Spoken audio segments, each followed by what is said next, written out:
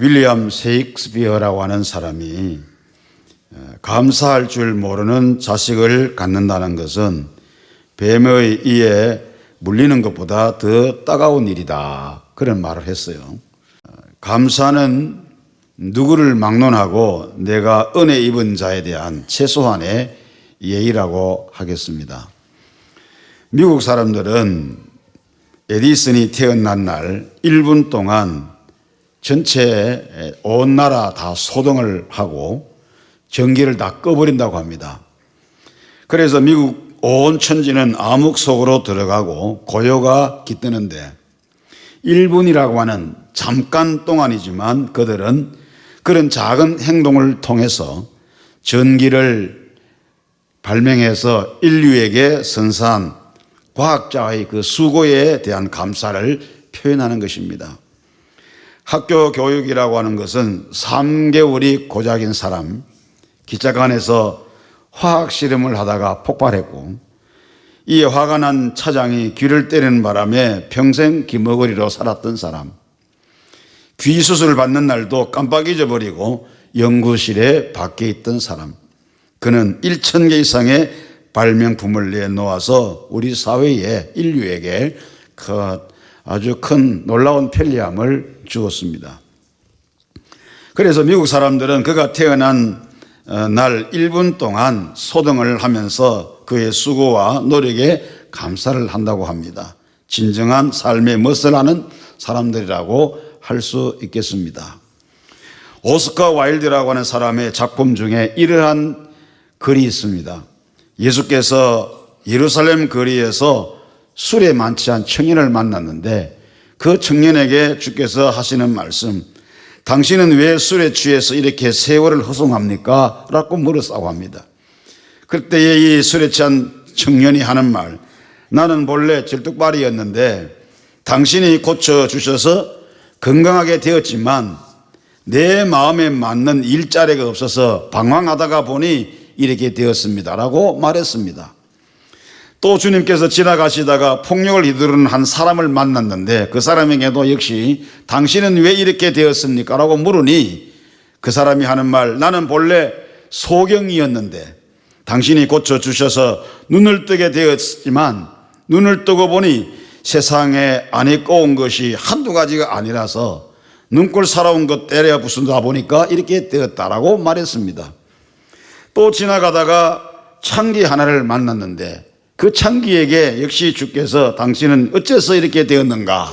라고 물었더니 그 창기가 하는 말이, 나는 본래 더러운 죄인이었는데 당신이 용서해 주어서 자유함을 얻었는데 살다가 보니 너무 처량하고 따분해서 다시 이 생활에 빠지게 되었습니다 라고 대답을 했다는 것입니다.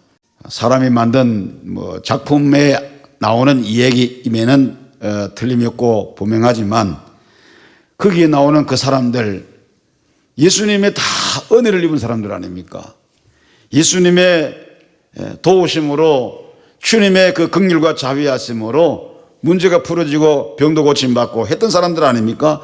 그런데 왜 그들이 다 그렇게 되었습니까? 한마디로 말하면 감사가 없었기 때문이라고 할 수가 있습니다.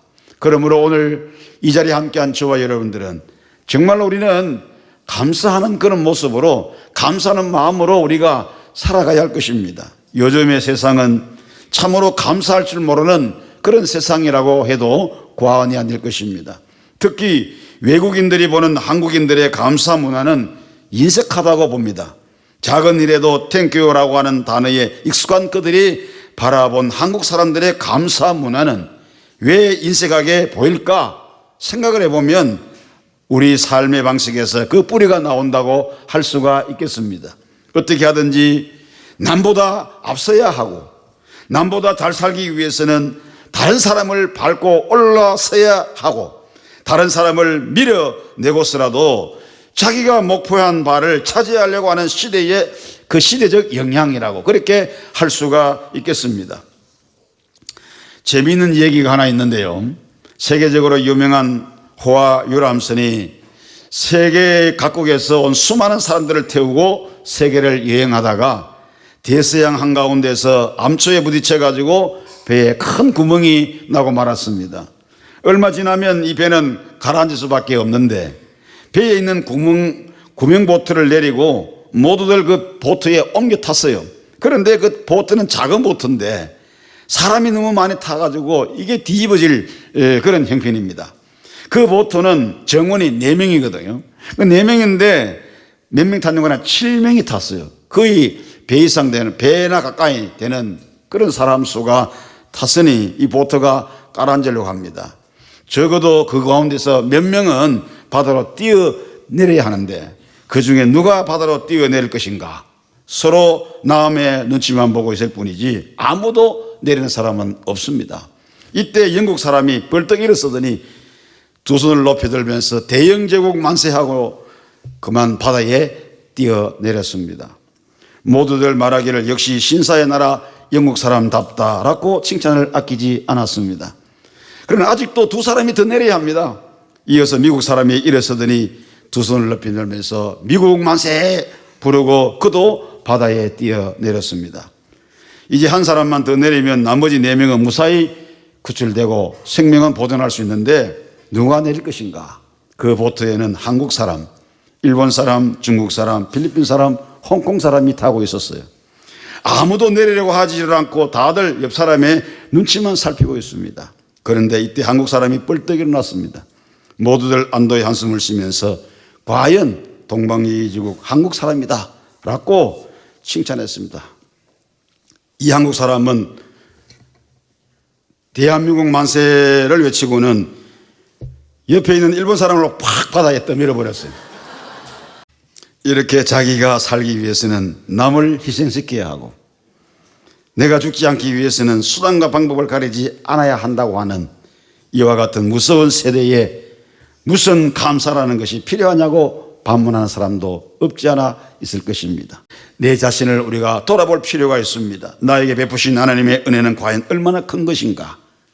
하나님께서 금년 한 해 동안 내게 베푸신 은혜는 얼마나 큰 것이고 얼마나 풍요로운 것인가 하는 사실을 오늘 저와 여러분들은 이 예배를 드리면서 우리가 깊이 생각해 봐야 할 것입니다. 저와 여러분들은 진정한 감사를 회복할 수 있기를 주의 이름으로 축원합니다.